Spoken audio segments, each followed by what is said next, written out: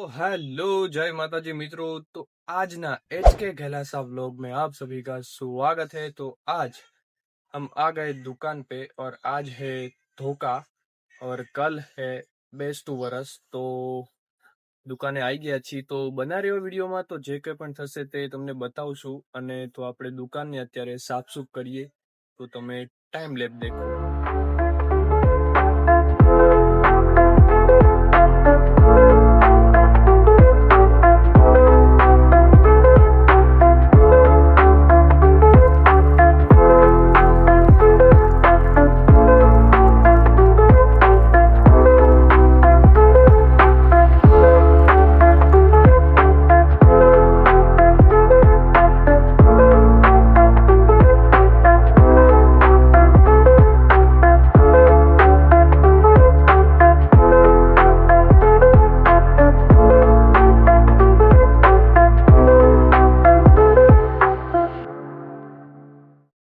आप सभी ने देखा तो अभी साफ सुफ करके हम बैठे हैं तो बने रहिए वीडियो में।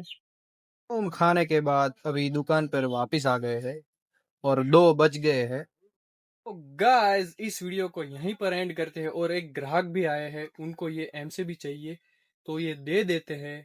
और मेरा वीडियो अच्छा लगा हो तो लाइक करें, सब्सक्राइब करें एंड शेयर करें और कमेंट भी जरूर से करना। तो मिलते हैं नेक्स्ट मिनी व्लॉग में, तब तक के लिए राधे राधे।